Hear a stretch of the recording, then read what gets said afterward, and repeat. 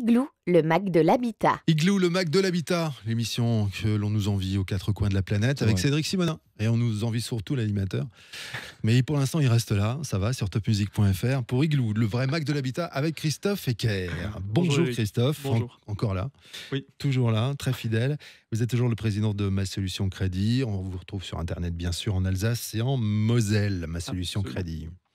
Et aujourd'hui, avec vous, on va parler de l'assurance liée au prêt et de tous ces pièges à éviter. Pour nous, c'est un truc un peu abstrait, tout ça, l'assurance, mais on va en savoir un petit peu plus. Et ça sera beaucoup plus clair, j'ai l'impression, dans 5 minutes, Cédric. Oui, parce que quand on pense à crédit immobilier, on se focalise sur crédit, on oublie l'assurance. Je voulais qu'on fasse un focus là-dessus. Le thème de l'assurance liée au prêt, vous l'avez dit, les pièges à éviter, ce qu'il faut savoir sur notamment les exclusions et parfois les surprimes. Donc, pour démarrer, Christophe, quelles assurances faut-il souscrire dans le cadre d'un crédit immobilier ?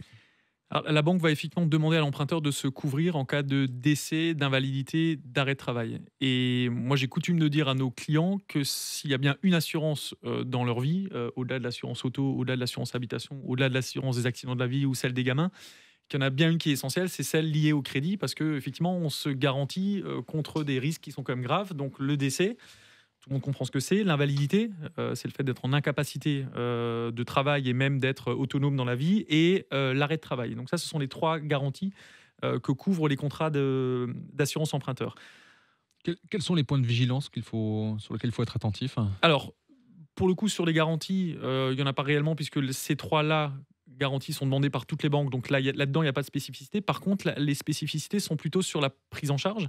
Et c'est souvent le problème quand on souscrit un contrat d'assurance. On sait quelles sont les garanties, mais on ne sait pas comment ça fonctionne lorsqu'il y a un sinistre.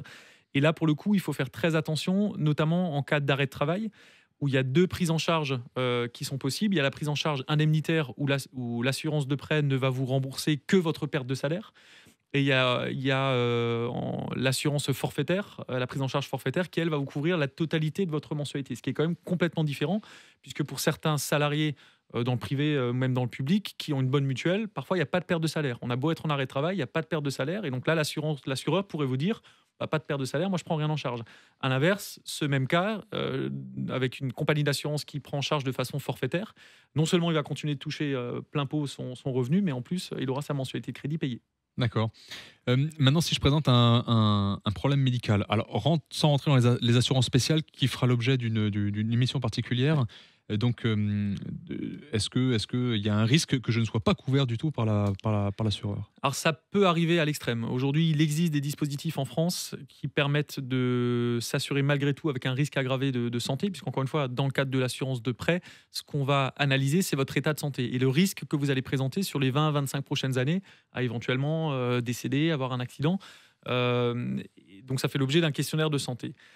Pour les cas vraiment très critiques, il existe à l'extrême un dispositif qui s'appelle AERAS, s'assurer et emprunter avec un risque aggravé de santé, où finalement le législateur va imposer à des compagnies d'assurance de vous couvrir malgré tout, avec éventuellement des surprimes. Donc, mais c'est très très rare qu'on ne puisse pas se couvrir.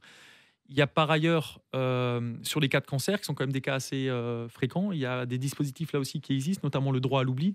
Je pense notamment aux cancers les plus répandus, qui sont le cancer du sein chez la femme, le cancer de la prostate chez l'homme, qui permettent assez facilement, après, en phase de rémission, de pouvoir souscrire à une assurance de prêt sans même avoir besoin de déclarer le cancer qu'on a eu. Donc c'est autorisé par la loi. Bon, ça, on aura l'occasion, Eric, d'en parler sur une émission spéciale, parce que ça nécessite un peu plus de développement. Lorsque je souscris un prêt, la banque me propose une assurance. Est-ce que je suis obligatoirement obligé de le prendre auprès de ma banque ? Non, c'est plus le cas depuis maintenant 3 ans. La législation s'est assouplie au fur et à mesure. Ça a été longtemps la chasse gardée des banques, l'assurance de prêt, puisque c'est assez logique de vendre une assurance liée à un crédit. Le législateur a un petit peu mis le nez là-dedans, parce qu'il s'est rendu compte qu'en termes de garantie, il y a des contrats qui étaient nettement meilleurs hors circuit bancaire, et surtout que les tarifs étaient là aussi nettement plus intéressants par ailleurs. Donc désormais, l'emprunteur a une liberté de choix totale. Il peut souscrire une assurance hors banque. Et c'est pas compliqué ? C'est là où le législateur a fait un gros boulot, parce que ça a été compliqué, quand bien même la première loi, qui était la loi Lagarde, autorisait le fait de délier son assurance de prêt du crédit. Il y a des stratagèmes qui ont été utilisés pour dissuader un petit peu les emprunteurs de le faire. Aujourd'hui, c'est beaucoup plus simple, beaucoup plus clair.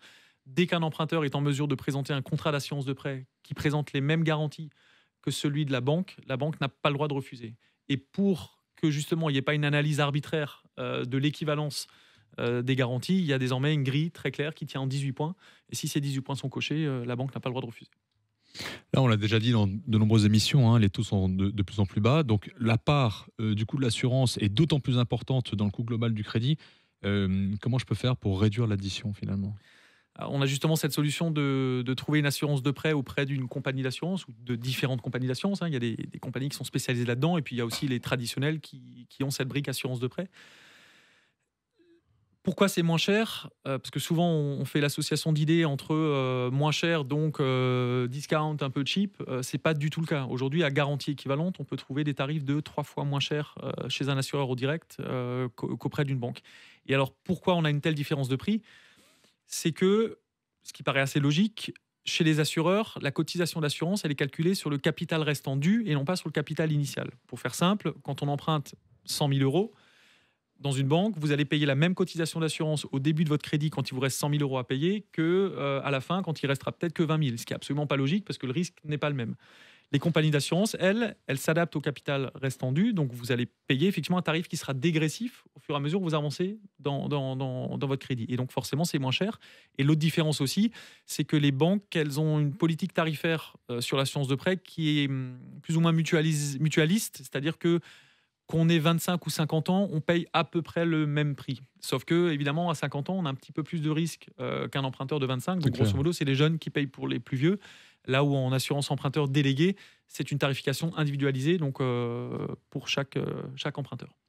Donc, si maintenant j'ai souscrit un crédit il y a une dizaine d'années et je voudrais changer d'assurance, c'est possible ? C'est possible, ouais, via l'amendement Bourquin, donc cette loi qui date de 2018. Vous pouvez désormais le faire à chaque date anniversaire.